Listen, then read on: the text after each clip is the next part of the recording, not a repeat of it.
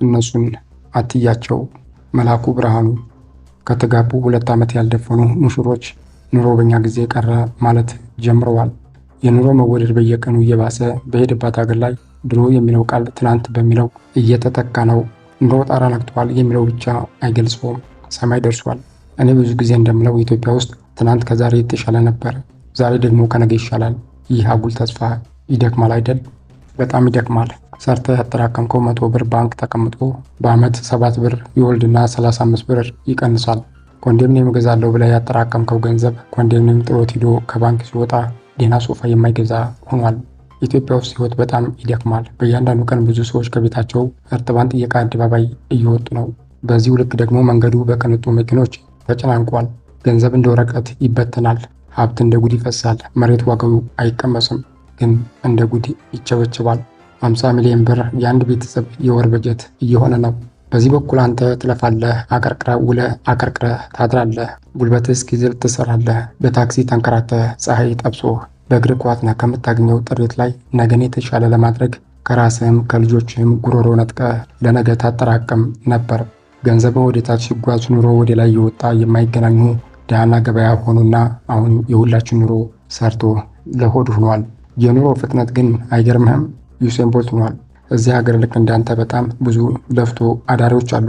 በደንብ ታያችኋለህ፣ ሲሰሩ ሲታትሩ፣ ለመሻሻል ሲተጉ ታያችኋለህ።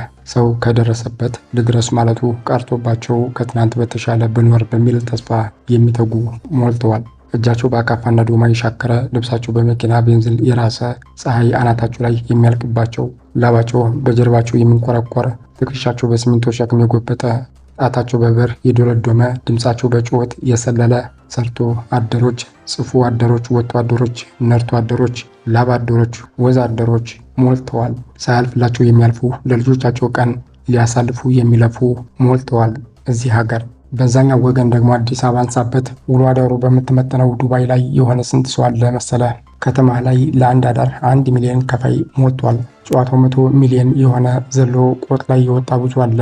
ወፍ ዘራሽ ሀብታም እለዋለሁ እኔ። ወዳጄ ኢትዮጵያ ውስጥ የሆነ ሰው ከመንግስትም በላይ ሀብታም ነው። የአዲስ አበባ አስፓልት ለልጥፍ ጎማ ስለማይመች ላምቦርጊኒ መግዛት አልቻልኩም ብሎ መንግስትን የሚያማረር ብዙ ነው።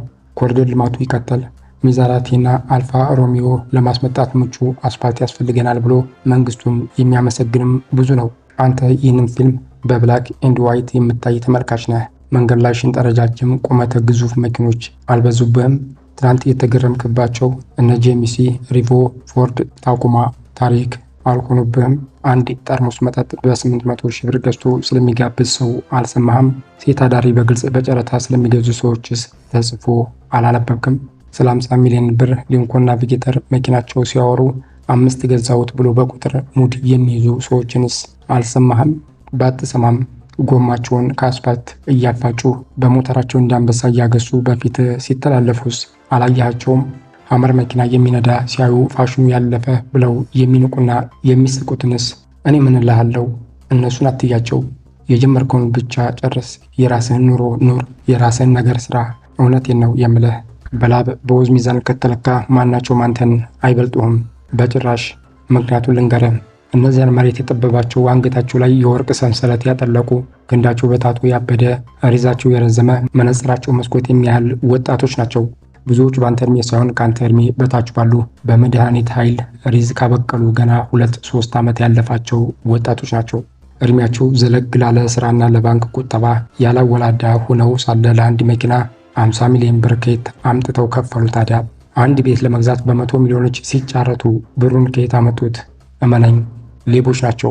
ሌብነት ማለት ከሰው ኪስ መስረቅ ብቻ አይደለም። አጭበርብሮ መበደር፣ በተጭበረበረ መያዣ በተገኘ ብድር ሀብት ማገለባበጥ፣ አጭበርብሮ መሬት መሸጥ፣ ባለጊዜ ሆነው የህዝብ ሀብት መቀራመት፣ በስልጣን በአምቻ በጋብቻ በሀገር ሀብት ላይ መጠቃቀም፣ በዘመድ ጨረታ ማሸነፍ፣ ቀረጥ ሳይከፍሉ ዕቃ አስገብቶ መቸብቸብ፣ ግብር ሳይከፍሉ የግብር ከፋውን ህዝብ ገንዘብ ማጨድ፣ ይህ ሁሉ ነው ሌብነት። ይህንን የሌብነት ገንዘብ ገዥና ሽያጭ የሚያዳልሉ ደላሎችም ናቸው ስራ ሰራን ብለው ንዑስ ሀብታም የሆኑት። ገንዘቡ የመጣው እንዲህና እንዲያ ሆኖ እንጂ ተሰርቶና ተለፍቶ አይደለም። ለዚህ ነው እነሱን አትያቸው የምልህ። ቀና ብለህ እነዚህን ካየህ ለምን ብለህ ትጠይቃለህ። መልስ የሚሰጥህ የለም። ትታክታለህ። ብስጭት ከተደመረብህ ደግሞ ተስፋ ትቆርጣለህ። ልፋትን አይተህ ምኞትህን አስበህ ትናደዳለህ። ከዚያ የጀመርከውን ትተዋለህ፣ ያሰብከውን ትሰርዛለህ፣ እጅን ታጣጥፋለህ። በአንተ ተስፋ ያዘለ ቤተሰብህን በራሱ ተማምኖ ከራሱ ስንት የሚጠብቀውን ጠንካራውን ራስህን የበለጠ ትጎዳለህ። ስሜትህ ከሳሳ በአጭር አማርኛ ብቻህን ማውራት ትጀምርና ትለቃለህ። ጤናህን ካጣህ ደግሞ ዓለምን አጣህ። ኢትዮጵያ ሁሌም የተቃርኖ ሀገር ናት። ብዙ አብዮት ሂዶ ብዙ አብዮት ቢመጣም ለውጥ የለም። ከትናንት ዛሬ የማይሻልበት ሕይወት የምትገፋባት ሀገር የኛይቱ ኢትዮጵያ ናት። ግን ይህ ሁሉ አንድ ቀን ያበቃል። ተስፋ አትቁረጥ ወዳጄ። ተስፋ መቁረጥን የሚያህል የሰው ልጅ ጠላት የለም። እነሱን አትያቸው። በሕይወት የፍትሐዊነት እሳቤ ተስፋ እንዳያስቆርጡ እርሳቸው። የጀመርከውን ስራና መንገድ ቀጥል። የጊዜ ጉዳይ እንጂ ፍትህ ሲመጣ በሀገር ሀብት እኩል ተጠቃሚ ስትሆን ፍሬ ታፈራለህ። ይህ ሁሉ ወፍ ዘራሽ ንፋስ አመጣሽ ሀብት መራገፍ ይጀምር ይሆናል። አንተ በሰራውና በለፋት ባገኘኸው ገንዘብ በሰላም ትኖራለህ። ያ ቀን ግን መቼ ነው? ፈጣሪ ያውቃል። ግን እኔና አንተ ተስፋ አንቆርጥም። አትበሳጭ፣ ስራህን ብቻ ስራ። መልካም ቀን እንዲመጣም ጸልይ ይላል መልአኩ ብርሃኑ።